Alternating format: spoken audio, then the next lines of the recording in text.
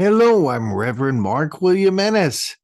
I thank you for being here for this, my fifth book reading of Out of the Wilderness, published by Christian Faith Publishers.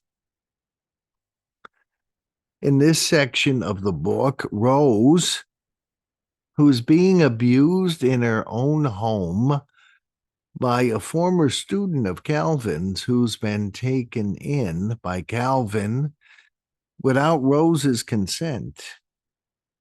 He's been abusing her.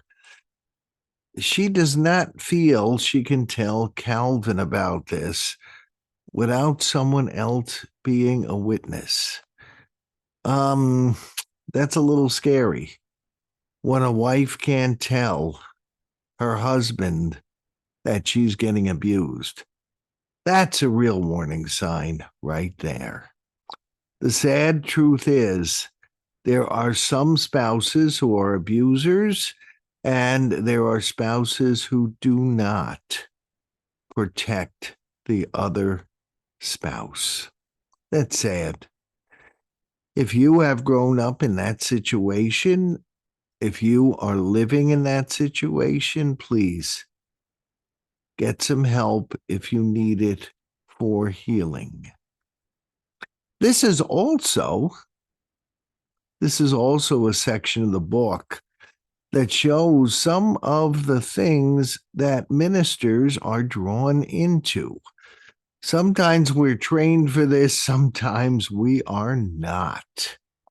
But this reminds me of a few instances of people who have come to me with marital issues. Well, here we go. Rose has made an appointment with her minister, Ronald, and she wants Calvin to be there with Ronald, and she, as she tells the truth to Calvin of what this kid they took in, I've named him in the book Charles, what he's been doing to Rose. Here we go. Rose arrived before 3:30. She was always early for every event. In her mind, being less than 15 minutes early was as good as being late. Today, she was angry with herself for only being 10 minutes early for her appointment. She knocked gently on the door to Ronald's private study and waited until he rose and opened the door. She seemed to be in pain as she entered the small study. Sit down, he beckoned. She chose the armchair. It would be easier for her to get out of. With the pain in her joints, it was difficult for her to sit and stand. In the past month, she had learned to plan her sitting and standing. So, Ronald said as he took another chair, turned it to face her, and sat down, what is on your mind? She looked at him briefly before staring at the floor and inhaling and exhaling deeply several times. She continued to her stare until finally she was ready to face him. Ron, I need your help. I don't want to tell Cal by myself. I want to meet with you and him together. Tell me what? His mind whirled. What was it that she was afraid to tell him? Was she terminally ill? Was she planning to divorce him? Was one of their children ill? I'm being molested. Molested, he said. Yes, molested. Is this happening at work? I wish. It's happening in my home. Your home? Yes, Charles is molesting me. Last night was the third time this month. And Cal does not know about this? I want to tell him here with a witness. There is no telling how he will react. Isn't he around when Charles is doing this? He does it when Cal has had too much to drink and is asleep in the chair. He comes into my bedroom and touches me as I sleep. Have you called the police?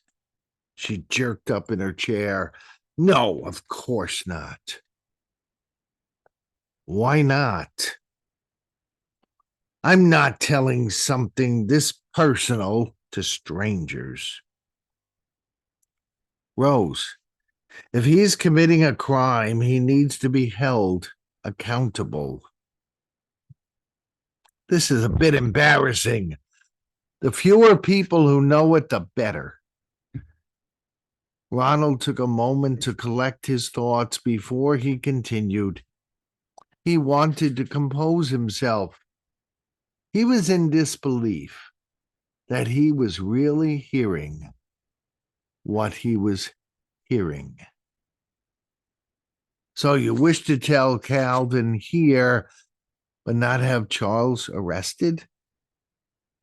What do you want to happen? I want him out of my house. No prosecution? No. Ronald bristled and shook his head. Rose, he said, please reconsider the police. I think that molesters should be arrested. No, I just want him out of my house. He paused, disappointed. He believed in justice, and yet she was the victim. It would not be right for him to push his opinion on her. Are you afraid of how Calvin will react? Yes. In his eyes, Charles can do no wrong. I don't know what power Charles has over him. Ronald had often wondered that himself. He saw the two interacting at church. They appeared to be high school friends rather than a father and son. Calvin seemed to be ignoring Rose since Charles had arrived. None of the potential answers to this left him feeling good. Each was more disturbing than the last. So why would a spouse be neglected? Is there something going on the side? Does Charles have something over Calvin? How estranged is this marriage that causes Rose to need to bring in a third party to tell her husband? Those are all questions that I hope you're considering after this reading. If you have a marriage that is similar, you're afraid to tell your spouse something.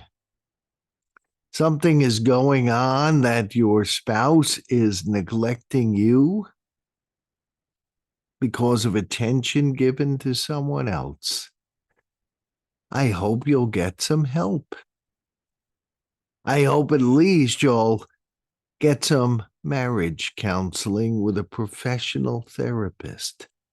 You shouldn't have to live with such a neglectful spouse, and I pray that you don't.